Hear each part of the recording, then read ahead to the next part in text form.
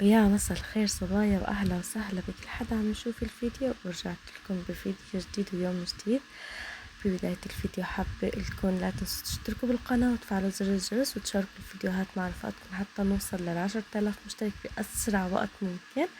اليوم هيك فقت الصبح ما كان جاي عبالي اعمل اي شي، عن جد انا باقي الايام عم فيق عن جد هيك انه كتير موترة، فقلت خلاص رح اعمل قهوة باردة. ويعني انه بما انه كتير كتير درجات الحرارة، يا ما شاء الله باسطنبول لأول مرة بتوصل لدرجة الحرارة فوق 40. يعني أنا اليوم عم صور لكم الفيديو درجة الحرارة كانت 41. يعني تخيلوا شدة الشوب اللي هون، ورطوبة البحر كمان كتير قوية. فالله يكون بعوننا، لسه في قدامنا شهر ونص. اول شي جيت حطيت ايس كريم، يعني ما حبيت احط تلج عادي لاني قلت بدي اشرب قهوه بارده. ما حبيت احط تلج عادي بسبب انه وقت اللي بيدوب التلج عن جد بتروح طعمه القهوه كلياتها. وهون يعني من كتر الكسل اللي انا فيه واللي عايشه فيه كمان، يعني ما عملت قهوه انا بالبيت على ايدي. انا هيك كنت جايبتها من قبل بنهار، ولادي شارينا وما شربوها، فانا قلت خلص رح اشربها. وكمان حطيت كريم كراميل، ما كان إلي خبر إنه القهوة كتير حلوة، فحطيت كريم كراميل فطلعت القهوة يعني سكر زيادة، حسيت ارتفع السكري عندي. هلأ هون اليوم عن جد كان عندي كتير قصص بدي أعملهم، وكمان بدي أطبخ، فحبيت شارككم هيك بالطبخة. وأحلى شي إنه أنا لما بكون مشغولة أو عندي شغلات بدي أعملهم بيومي، فبحاول إني كيف بدي لكم بحاول انه استعجل، يعني انه لاقي شغلات سهلة. بس احيانا بكتشف انه في شغلات لا بتكون اصعب بكتير من الشغلات اللي نحن بنفكرها صعبين. فانا كنت اليوم حابة كتير انه هيك استسهل الطبخة وما يكون عندي شغل كتير. قلت رح اعمل فاهيتا. طلعت الفاهيتا بتطلع شغل اكتر من الشغل بالايام العادية. هون بعد ما شربت القهوة، يعني بعد نهار طويل، جيت بقى بدي جهز الاكل. هون بهارات الفاهيتا وكركم وبهار وملح، بس هدول البهارات بدي استخدمهم. وكمان في عندي هذا الفلفل انه بدي اقطعه. اول شي حطيت الدجاج على النار.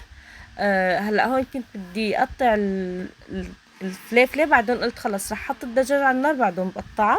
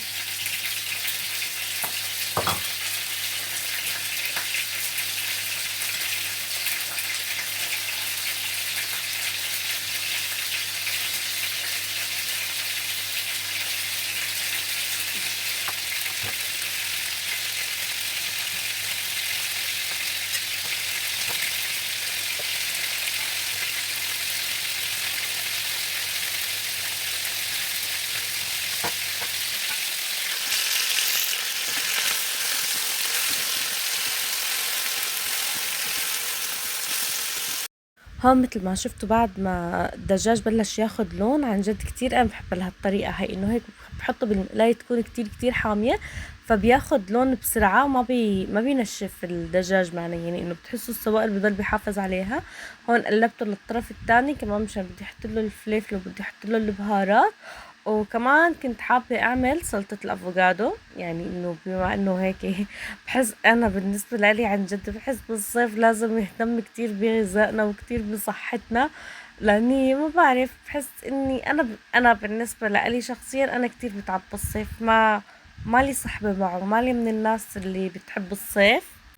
واحلى شيء انه لما بقول لك الصيف احلى من الشتاء، يعني انا كتير بحاول بفكر انه شو هو الحلو بالصيف، فما بلاقي عن جد. مع الاسف الشديد بحس الشتاء احلى. الشتاء بكل شي فيه حلو.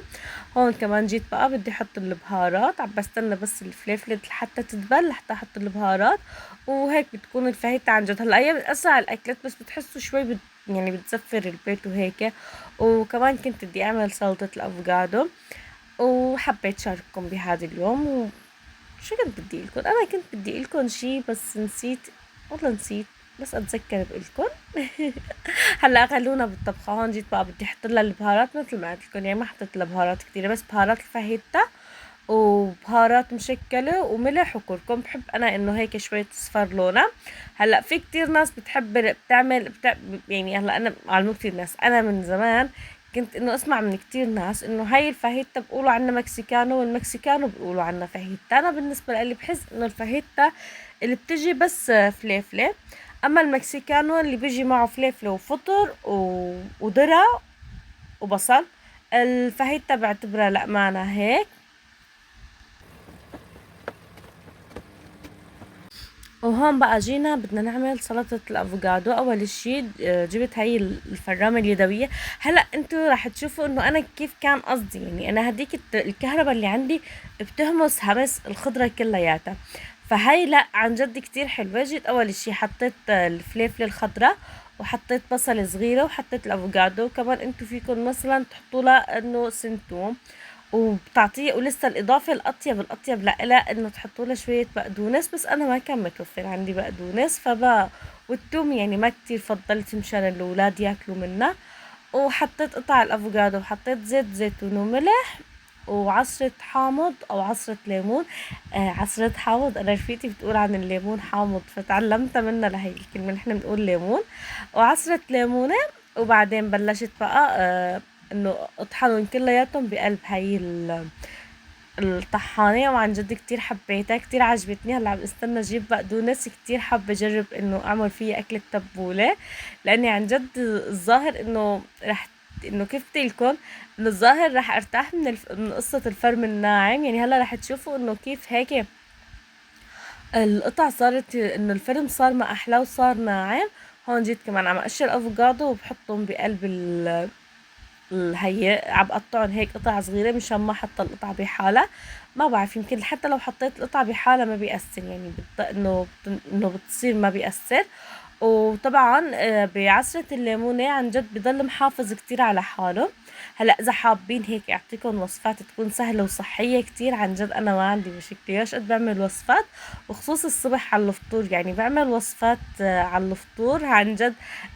لا شوي بيقولوا عني انه انا انه بحس انه هيك يعني شغلات الصحية بتجي اطيب. وهيك بقى بعد ما حطيت الزيت الزيتون بلشت اطحنهم كلهم سوا.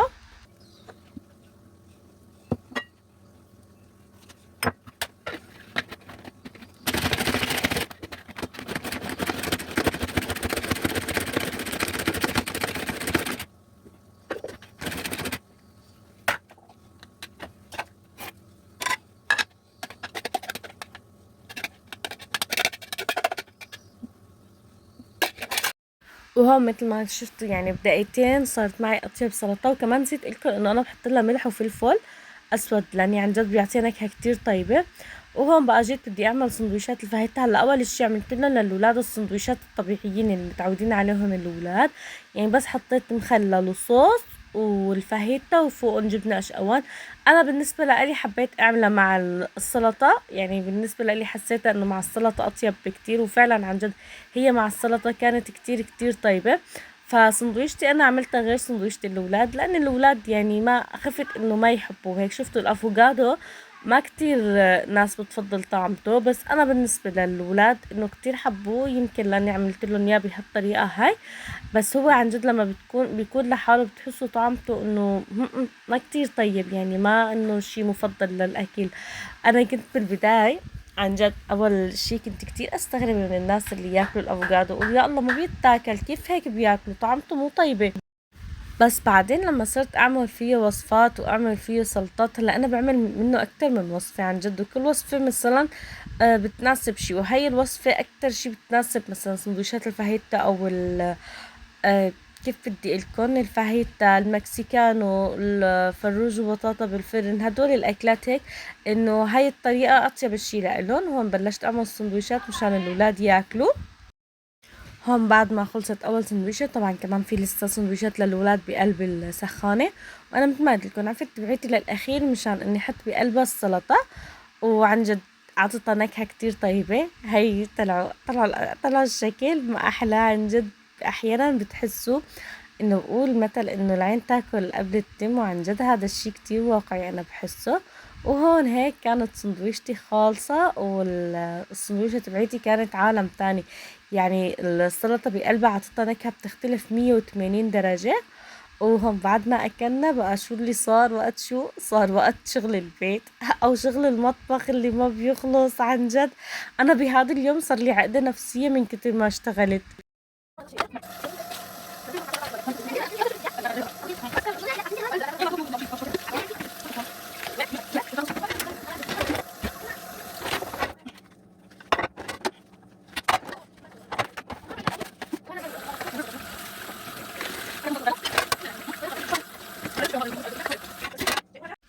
وهون هيك بعد ما خلصت ما ضل عندي شي ابدا، كمان كان بدي اعبي قنينة المي وبدي اشرب انا كمان مي. هلا انا بالنسبة لي عن جد كتير بشرب مي، الحمد لله. يعني هاي العادة كتير بحبها فيني، انه ما يعني بشرب مي بكمية منيحة، لاني عن جد بهذا الصيف بحس انه الناس بصير معهم جفاف.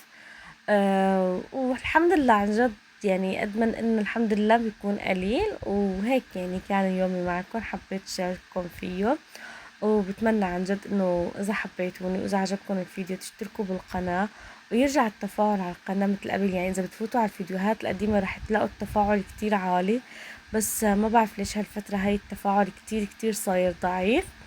بس يلا ما بنقول غير الحمد لله. ولهون بكون وصلت معكم لنهاية الفيديو، نهاية اليوم. بحبكم كتير، بشوفكم بفيديو جديد ويوم جديد. سلام.